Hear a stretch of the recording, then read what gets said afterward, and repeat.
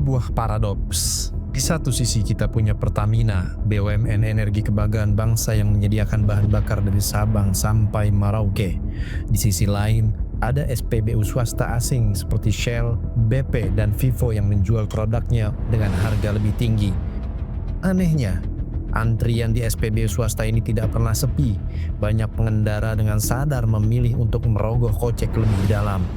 Pertanyaannya bukan lagi mana yang lebih murah, tapi mengapa. Ini bukan sekedar soal selera merek.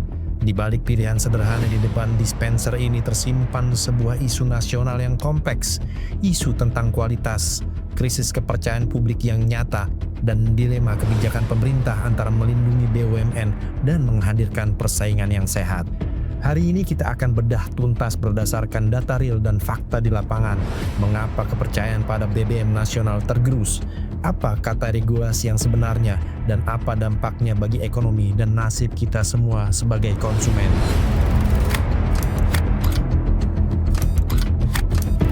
Mari kita lihat data. Di pasar BBM non-subsidi, Pertamina memang masih menjadi pemain terbesar dengan produk Pertamax series. Namun data dari Kementerian ESDM menunjukkan bahwa pangsa pasar SPBU swasta terus tumbuh secara konsisten, terutama di wilayah perkotaan. Per akhir 2024, gabungan Shell, BP, dan Vivo menguasai sekitar 15 hingga 18% pasar BBM non-subsidi nasional, angka yang sangat signifikan. Bagaimana mereka bisa beroperasi? Landasan hukumnya adalah Undang-Undang Nomor 22 Tahun 2001 tentang minyak dan gas bumi. Undang-undang ini membuka pintu bagi badan usaha swasta untuk ikut berniaga di sektor hilir migas selama mereka memenuhi syarat dan mendapatkan izin serta kuota dari pemerintah melalui BPH Migas. Setiap tahun BPH Migas memang menetapkan kuota niaga volume bahan bakar untuk semua badan usaha, termasuk Pertamina dan swasta. Kuota ini dihitung berdasarkan realisasi penjualan tahun sebelumnya dan proyeksi permintaan. Hingga hari ini, tidak ada peraturan pemerintah yang secara eksplisit melarang SPBU swasta untuk beroperasi atau memaksa mereka menjual produk Pertamina. Wacana untuk membatasi impor memang sering dilontarkan oleh para pejabat, termasuk oleh Menteri ESDM Bahlil Lahadalia. Namun, fokus utamanya adalah untuk efisiensi neraca perdagangan. Belum ada kebijakan drastis yang mematikan kompetisi seperti yang dirumorkan. Jadi, jika secara regulasi mereka masih boleh beroperasi, mengapa publik begitu khawatir dan sensitif terhadap isu ini? Jawabannya ada pada pengalaman konsumen. Ini adalah inti masalahnya, kepercayaan. Dan kepercayaan itu tidak hanya terkikis, tapi hancur lebur oleh dua pukulan kelak dari dua sisi yang berbeda. Satu dari level korporasi yang diungkap Kejaksaan Agung, dan satu lagi dari level operator SPBU yang diungkap kepolisian. Mari kita bedah skandal yang lebih besar terlebih dahulu yang menusuk langsung ke jantung BUMN energi kita.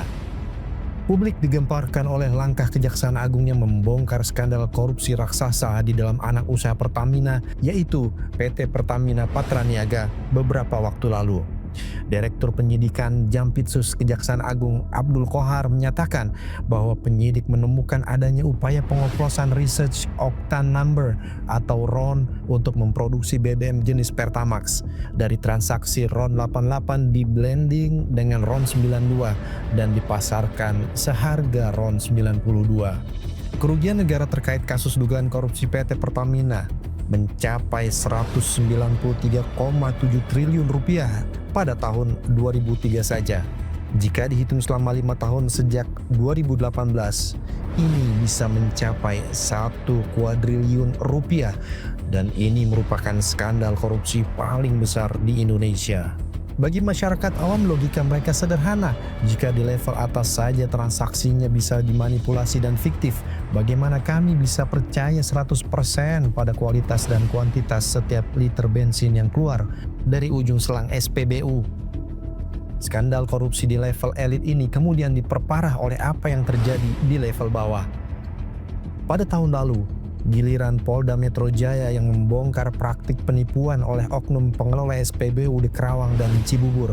Mereka terbukti mengoplos Pertamax dengan Pertalite untuk meraup keuntungan. Jadi bayangkan posisi konsumen. Di puncak rantai distribusi, uang negara dikorupsi oleh pejabat. Di ujung rantai distribusi, kualitas BBM dimanipulasi oleh operator. Sekarang mari kita lihat dari sudut pandang pemerintah. Disinilah ceritanya menjadi sangat menarik dan mematahkan banyak asumsi yang beredar. Jika publik dan karyawan SPBU swasta merasa ruang gerak mereka dibatasi, pemerintah justru menyajikan data yang sebaliknya. Pemerintah mengklaim tidak hanya membatasi, tapi justru menaikkan kuota impor bagi badan usaha swasta. Dalam sebuah wawancara yang menjadi sorotan utama, Menteri ESDM Bahlil Lahadalia memaparkan kebijakan barunya secara gamblang. Ini biar clear ya, kita sudah memberikan kuota impor 110%. Jadi sangatlah tidak tepat kalau dikatakan kuota impornya tidak kita berikan. Contoh, 2024 si perusahaan A mendapat 1 juta kiloliter. Contohnya, di 2025 kita memberikan kuota impor 1 juta kiloliter plus 10%. Berarti 1.100.000 kiloliter. Nah, kalau masih ada kekurangan, kita minta untuk melakukan kolaborasi dengan Pertamina. Sementara itu, Komisi Pengawas Persaingan Usaha atau KPPU menilai kebijakan pemerintah yang membatasi impor BBM non-subsidi berpotensi menimbulkan masalah dalam iklim usaha maupun distribusi energi di dalam negeri. Dalam analisisnya, KPPU menyebut pembatasan kenaikan impor maksimal 10% dari volume penjualan 2024 sebagaimana tertuang dalam surat edaran Kementerian ESDM berdampak pada kelangsungan operasional badan usaha swasta yang selama ini bergantung penuh pada impor. Kebijakan satu pintu impor melalui Pertamina bisa memberi sinyal negatif bagi iklim investasi di sektor hilir migas. Tercatat sejak pertengahan Agustus 2025, banyak SPBU berlogo kerang di berbagai wilayah, termasuk Jakarta mengalami kekosongan stok BBM jenis bensin seperti Shell Super, V-Power, dan Nitros, dengan hanya beberapa di antaranya yang masih menjual BBM jenis diesel. Kondisi ini memaksa Shell Indonesia untuk melakukan penyesuaian operasional, termasuk mengurangi jam kerja, hari kerja, bahkan hingga merumahkan sejumlah karyawan. Dalam upaya bertahan hidup, para pegawai SPBU Shell menunjukkan inisiatif luar biasa.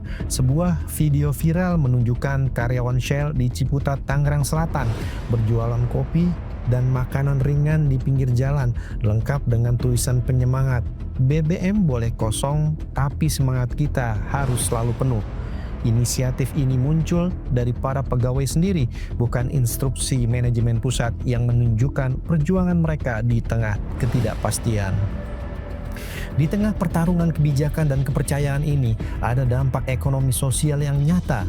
Kehadiran SPBU swasta sejak awal 2000-an telah menciptakan ribuan lapangan kerja langsung dan tidak langsung, mulai dari operator SPBU, teknisi, hingga logistik. Data dari Asosiasi Perusahaan Retail Bahan Bakar atau APBB menunjukkan ada lebih dari 400 gerai SPBU swasta di seluruh Indonesia. Jika rata-rata satu gerai mempekerjakan 20 orang saja, maka ada sedikitnya 8.000 tenaga kerja yang nasibnya bergantung pada kelangsungan bisnis ini. Para pengamat ekonomi juga mengingatkan, setiap kebijakan yang terkesan mendadak dan merugikan salah satu pihak dapat mempengaruhi iklim investasi. Kepastian hukum adalah segalanya bagi investor jangka panjang. Jika pemain global yang sudah berinvestasi triliunan rupiah merasa bisnis mereka terancam oleh perubahan regulasi, ini bisa menjadi presiden buruk bagi investor di sektor lain. Inilah potret nyata industri BBM non-subsidi kita hari ini. Sebuah ekosistem yang kompleks, penuh dengan tarik-menarik kepentingan. Di satu sisi ada pemerintah dengan dilema ekonomi makro yang sah untuk mengurangi impor. Di sisi lain ada konsumen cerdas yang menuntut kualitas dan kepastian atas uang yang mereka keluarkan.